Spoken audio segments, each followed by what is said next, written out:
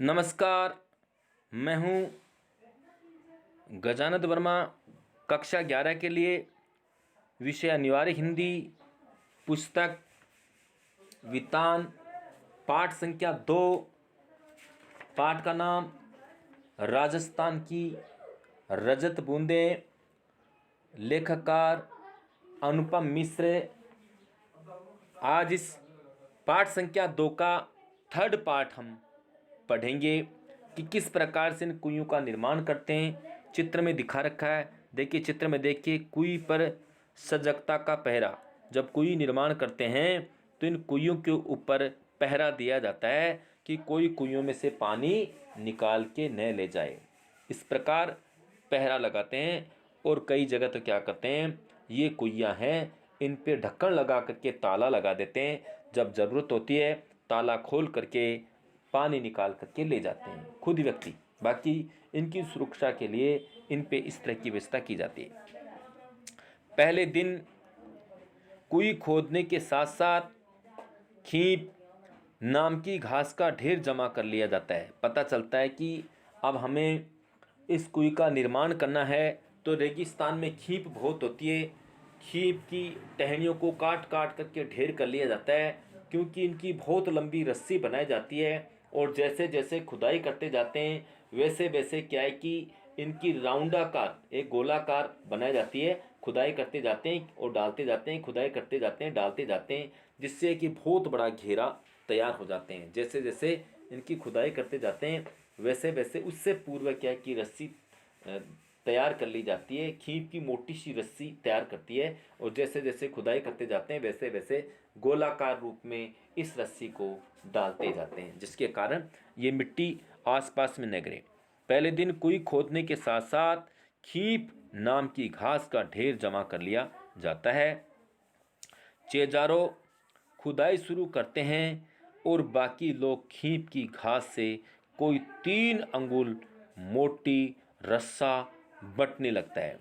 पहले दिन का काम पूरा होते होते कोई 10 हाथ गहरी हो जाती है। पहले दिन इस एक तरफ तो रस्सी तैयार करते जाते हैं और पहले दिन जब कुई की खुदाई करते हैं तो मुश्किल से 10 हाथ खुदाई हो पाती है। शुरुआत में ज़्यादा जोर नहीं आता, तो शुरुआत के अंदर 10 हाथ के लगभग खुदती है। कुई का व्यास ज़्यादा नहीं होता, कुई का व्यास सकराई होता है, लेकिन पहले दिन मुश्किल से 10 हाथ कुई खुदती है। और जितनी खुदती है उस पर रस्सी साथ के साथ लगाते जाते हैं। अगले दिन आते हैं फिर उस रस्सी और तैयार होती जाती है और खीप ला करके डाल देते हैं, उनको तैयार करते जाते हैं। उस तरह से क्या है कि जैसे जैसे कुई की खुदाई होती जाती है साथ साथ में उस रस्सी का राउंड भी उसके अंदर डाल देते हैं, जिसके अंदर क्या है कि साथ साथ डालेंगे तो मिट्टी साइड में नहीं जाए। याद है गहरी होती जाती है। इसके तल पर दीवार के साथ सटा कर रस्सी का पहला गोला बिछाया जाता है और फिर उसके ऊपर दूसरा, तीसरा, चौथा इस तरह ऊपर आते जाते हैं।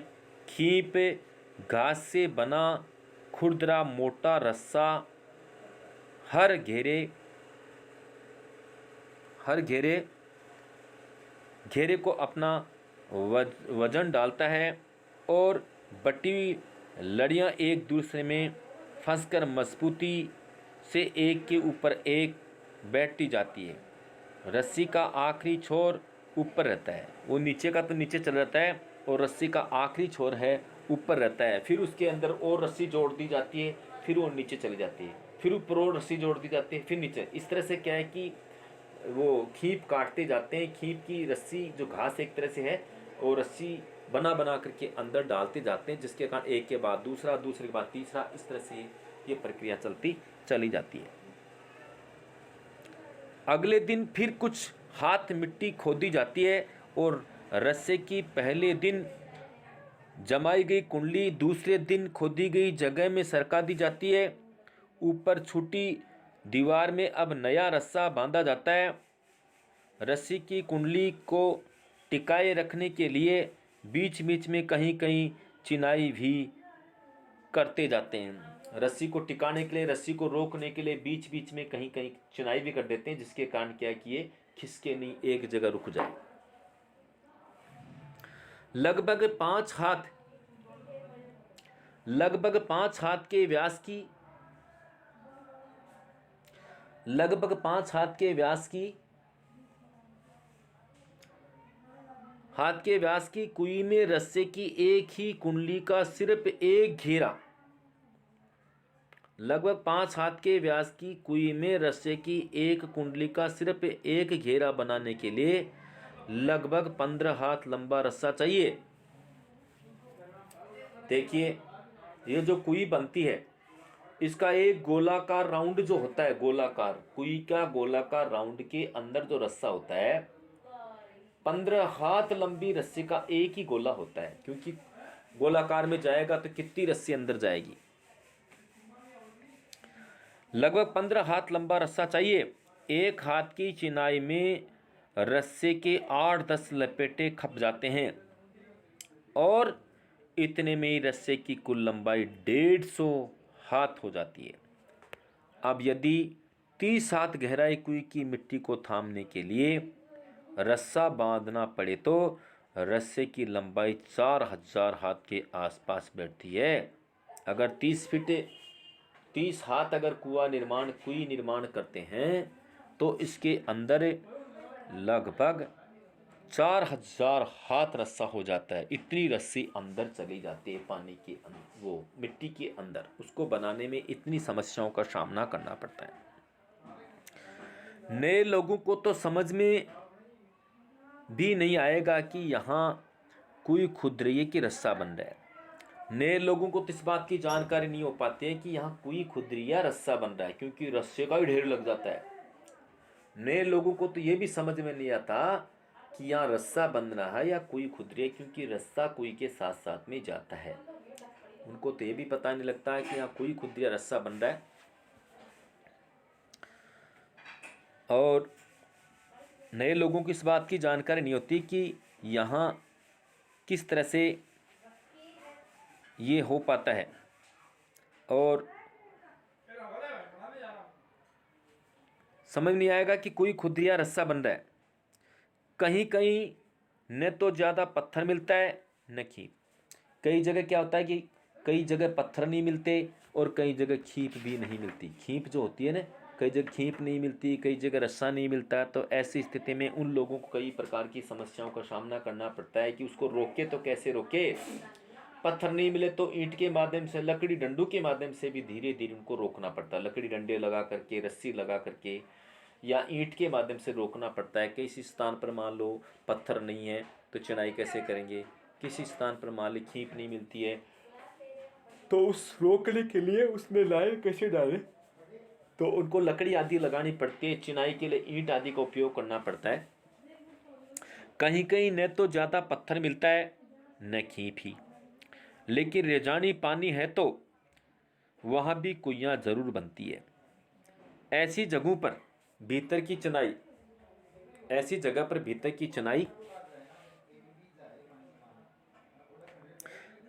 चिनाई लकड़ी के लंबे लट्ठों से की जाती है। लट्ठे अरणी, बण, कैर, बावल या कुंबट के पेड़ों की डगालों से बनाए जाते हैं। इस काम के लिए सबसे उम्दा लकड़ी अरणी की ही होती है, पर उम्दा या मध्यम दर्जे की लकड़ी न मिल पाए जाने पर आग तक से भी काम लिया जाता है। अगर मान लीजिए इस तरह की लकड़ी उनको नहीं मिलती है तो आग की लकड़ियों को भी काम में ले लेते हैं, क्योंकि कुछ तो चाहिए ना उसको रोकने के लिए, उसको थमाने के लिए कुछ तो चाहिए ना। तो वहाँ जो भी लकड़ी उनको उपलब्ध होती है आसानी से मिल जाए तो बहुत अच्छी बात है। नहीं मिलती है तो जो वहाँ कुछ जो जैसी लकड़ी मिलती है आग तक की लकड़ी को भी वो काम में ले लेते हैं। एक बार कोई लकड़ी नहीं मिलती है तो जैसी लकड़ी उनको मिल जाती है उसको काम में लेने के लिए वे तैयार रहते हैं और काम में ले लेते हैं। लट्ठे नीचे से ऊपर की ओर एक दूसरे में फंसाकर सीधे खड़े किए जाते हैं। फिर उन्हें खींप की रस्सी से बांधा जाता है। कहीं कहीं चक्की रस्सी भी काम में लाते हैं। ये बंधाई भी कुंडली का आकार लेती है, इसलिए इसे सांपनी भी कहते हैं। सांपनी की तरह लंबी जो रस्सी होती है उसको सांपनी की तरह लगती है, इसलिए क्या है कि कई जगह इस लंबी रस्सी को सांपनी भी कहते हैं, क्योंकि सांप की तरह लगने वाली रस्सी। कई जगह इस रस्सी को सांपनी भी कहते हैं। ये चित्र में दिखा रखा है, किस तरह से चित्र में दिखा है, नए लोगों को तो समझ में नहीं आएगा, नए लोगों को तो समझ में नहीं आएगा कि यहाँ कुई खुद रही है। देखिए इस तरह से रस्सी बनती जाती है, साइड के अंदर इसका ढेर है, और इस तरह से ये खींप का आकार लगाते जाते हैं, जिसके कारण मिट्टी अंदर न जाए, और साइड में राउंड ऐसे चलता जाता है और नीचे रस्सी चली जाती है। अब जितनी बड़ी कुई है, चौड़ाई है, उसके हिसाब से रस्सी डालते जाते हैं। ऊपर इसके हाथ में लास्ट अंतिम छोर है, इसमें फिर रस्सी जोड़ दी जाती है और फिर इसके प्रकार इसको राउंड में ले लिया जाता है। नीचे खुदाई और चिनाई, नीचे खुदाई और चिनाई का काम कर रहे चेल पांजी को मिट्टी की खूब परख रहती है।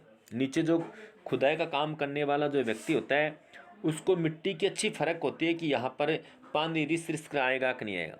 खड़िया पत्थर की पट्टी आते ही सारा काम रुक जाता है। जैसे जैसे खुदाई करते जाते हैं काम चलता जाता है, लेकिन जब खुदाई करने पर मान लो 30 हाथ 35 हाथ 40 हाथ के नीचे मान लो खड़िया पत्थर अगर आ जाता है, तो उस काम को वहीं रोक दिया जाता है, क्योंकि वो फिर खड़िया पत्थर के नीचे वो काम होता नहीं है।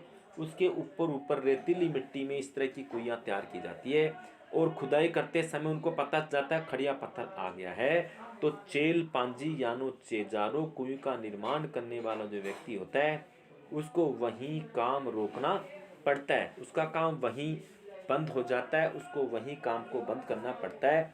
तो ये देखिए यहाँ दे भी रखा है, नीचे खुदाई और चिनाई का काम करे चेल पांजी को मिट्टी की खूब परख रहती है, खड़िया पत्थर की पट्टी आते ही सारा काम रुक जाता है। एक क्षण नीचे धार लग जाती है, चेजारो ऊपर आ जाते हैं। कुई की सफलता यानी सजलता उत्सव का अवसर बन जाती है। यूँ तो पहले दिन से काम करने वालों का विशेष ध्यान रखना यहाँ की परंपरा है। जो भी चेजारो अर्थात चेल पांजी जो काम करते हैं, उनके बारे में यहाँ के लोग विशेष ध्यान रखते हैं। यहाँ के लोग उनको फसल कटने पर उनको अनाज वगैरह देते हैं, साथ में क्या है कि उनको सम्मान देते हैं। कोई प्रोग्राम वगैरह होता है तब भी उनको कुछ देते हैं, क्योंकि वो कुएं का निर्माण करने वाले होते हैं। यूँ तो पहले दिन से काम करने वालों का विशेष ध्यान रखना यहाँ की परंपरा रही है, पर काम पूरा होने पर तो विशेष भोज का आयोजन होता था। विशेष भोज किसी प्रकार का भोजन बनाते थे और उनको खिलाते थे। चेल वांजी को विदाई के समय तरह तरह के भेंट दी जाती थी। चेजारों के साथ गांव का ये संबंध उस दिन नहीं टूट जाता। आज प्रथा से उन्हें वर्ष भर के तीज त्योहार विवाह जैसे मंगल, इस प्रथा के अंतर्गत कुएं खोदने वालों को वर्ष भर सम्मानित किया जाता था। ये ऊपर लकड़ी दिखा रखी है, इस तरह से ये लकड़ियाँ वगैरह से भी क्या है कि किसी स्थान पर मान लीजिए उनको खींप नहीं मिलती है, पत्थर नहीं मिलते हैं, तो लकड़ी डंडों के द्वारा भी इन खुदाई के निर्माण में इन चीज़ों को काम में लेते हैं, जिसके कारण आसपास की मिट्टी धंस कर के अंदर न जाए। इस अवसर पर नेक, जैसे मान लो कुएं की खुदाई करने के पश्चात, कुएं निर्मित होने के पश्चात उनको नेक दिया जाता था, कपड़े लत्ते दिए जाते थे, उनको भोज, उस समय भोज का आयोजन होता था। फसल कटने के पश्चात जो अनाज खेतों के अंदर होता है वो अनाज भी इनको दिया जाता था। कोई त्योहार कोई प्रोग्राम जब घर में किसी प्रकार का उत्सव होता है तब भी इनको याद किया जाता था। आजकल ऐसा भी हो गया है कि पैसे देकर के इनसे काम करवा लेते हैं, इसके पश्चात इनको फ्री कर देते हैं। पहले ऐसा नहीं था, इनसे अनेक प्रकार के उत्सव उनको याद करते थे और इनसे काम करवाते थे। यहाँ अवसरों पर नेक भेंट दी जाती थी और फसल आने पर खलिहान में उनके नाम से अनाज का एक अलग ढेर भी लगता था। अब अब सिर्फ मजदूरी देकर भी काम करवाने का रिवाज आ गया है। पहले तो क्या है कि इनके प्रति वो संवेदना व्यक्त करते थे, अनेक प्रकार की इनको भेंट देते थे, अनेक प्रकार की उनकी व्यवस्था देते थे, उनके लिए अलग से ढेर करते थे, अनाज का जब फसल कटती थी। इसके अलावा घर में किसी प्रकार का प्रोग्राम होता था, तीज त्योहार, कोई भी घर में कोई खुशी आती थी, तब भी इनको याद करते थे, नेक देते थे, जो उनको देना चाहिए जो देते थे, उनको याद करते थे किसी समारोह के अंदर। अब जैसे जैसे ज़माना बदल रहा है वैसे वैसे पूरी प्रक्रिया बदल गई है। आजकल अगर मान लो किसी को कुएं का निर्माण करवाना होता है, इनको बुला करके इनको उनकी मजदूरी दे दी जाती है, पूछ लिया जाता है भाई किस हिसाब से इस कुएं का निर्माण आप करोगे, उसके हिसाब से इनको मजदूरी दी जाती है और वे फ्री कर देते हैं। और कई जगहों पर चेजारों के बदले सामान्य ग्रस्त भी इसी विशिष्ट कला में कुशल बन जाते थे। जैसलमेर के अनेक गांवों में पालीवाल ब्राह्मणों और मेघवालों अब अनुसूचित जाति के अंतर्गत हाथों से 100-200 वर्ष पहले बनी पार या कुइयां आज भी बिना थके पानी जुटा रही है। यह दे रखा है कि जैसलमेर के अनेक गांवों में पालीवाल ब्राह्मणों और मेघवालों अब अनुसूचित जाति के अंतर्गत के हाथों से 100-200 वर्ष पहले बनी पार कुइयां आज भी बिना थके पानी जुटा रही है। 100-200 साल पहले जो कुइयां बनी थी आज भी बिना रुके बिना थके पानी जुटा रही है, अर्थात इनके अंदर अभी भी पानी आ रहा है। ये आज भी पानी जुटा रही है, अर्थात 100-200 साल पहले बनी ये कुइयां हैं, आज भी लोगों को पानी दे रही है। एक तो पालीवाल ब्राह्मण और एक जिसको आप कह सकते हैं मेघवाल समाज के लोग अनुसूचित जाति के अंतर्गत आते हैं। ये कुइयों का निर्माण करते थे और इन कुइयों के निर्माण होने के पश्चात ऐसा नहीं है कि कुछ दिन बाद में कुइयाँ ख़त्म हो जाती है, उनको सुरक्षित रखना पड़ता है, उनकी सुरक्षा रखनी पड़ती है। आज भी वहाँ 100 साल पहले 200 साल पहले जो कुइयाँ बनी थी उनके अंदर आज भी उनको पानी मिल रहा है। ऐसा होता है कि वर्षा इस समय नहीं हो रही है तो भी उन कुइयों के माध्यम से पानी उनको मिलता रहता है। ये कोई ज़मीन का पानी नहीं है, ये वर्षा का पानी होता है, लेकिन ऊपर का पानी बरसात होने के पश्चात रिस रिस करके पानी नीचे चला जाता है। ये धीरे धीरे टपकने वाला पानी ही इन कुइयों के माध्यम से लोगों को प्राप्त होता है। न तो ये ज़मीन का पाताल का पानी है, न ये ऊपर का पानी है। ऊपर का पानी है, वर्षा का पानी है, किंतु ये डायरेक्ट पालर पानी नहीं है। इसको कहा जाता है रेजानी पानी, अर्थात वर्षा का पानी रिस रिस करके ज़मीन के अंदर जाता है। वो बूंद बूंद पानी टपक टपक इकट्ठा होता है, आगे चल करके यही रेजानी पानी लोगों के काम आता है। ये कुइयाँ जैसे मान लो कुइयाँ आदि जो बनते हैं, वर्षा नहीं होती तो उनके अंदर पानी सूख जाता है, पानी नहीं मिल पाता है, किंतु कुइयों के अंदर ऐसा नहीं है। ये तो ऊपर का पानी ही नीचे जाता है, लेकिन रिस रिस करके वर्षा तो प्रत्येक साल होती है। वर्षा अगर इस समय नहीं हो रही है तो भी क्या है कि इनमें पानी टपकता रहता है, थोड़ा थोड़ा थोड़ा थोड़ा पानी, एक एक बूंद इस तरह से इकट्ठे इकट्ठे होते होते पूरी रात भर के अंदर या 24 घंटे के अंदर 3-4 घड़े इकट्ठे हो जाते हैं, पीने लायक तो पर्याप्त हो जाता है। ये मान रहे हैं कि अब से 100-200 साल पहले जो कुइयाँ बनी थी आज भी इसी प्रकार से लगातार वो जल का भंडार बनी है, आज भी वो पानी लोगों को दे रही है। तो देखिएगा इंसान को अपनी ज़रूरत के हिसाब से जो व्यवस्था अगर कर लेता है तो व्यवस्था उनके काम आती है, वो पानी उसके काम आता है, व्यवस्था उनके काम आती है, क्योंकि ज़मीन का जल स्तर धीरे धीरे घटता चला जा रहा है और ज़मीन का पानी धीरे धीरे कम होता जा रहा है, क्योंकि लगातार पानी का भूमिगत जल का दोहन होता है, लगातार पानी ज़मीन से निकालते जा रहे हैं तो भूमि का पानी भी धीरे धीरे खारा होने लगता है। उनके अंदर अनेक प्रकार के ऐसे अपशिष्ट अनेक प्रकार की चीज़ें मिलता है जिसके कारण पानी गंदा भी होता है। लेकिन ये कुइयाँ हैं, ये पानी जो इनके अंदर आता है फिल्टर होकर के शुद्ध होकर के साफ होकर के आता है। ऊपर का डायरेक्ट पानी भी नहीं है कि किसी प्रकार की कोई गड़बड़ करे, ये फिल्टर होकर के पानी रिस रिस करके आता है। ये मीठा पानी होता है, गुणकारी स्वादिष्ट पानी होता है। इंसान को क्या है कि उसके अकॉर्डिंग आज के ज़माने में भी कुछ करना चाहिए। थैंक यू, ओके बाय, फिर कभी।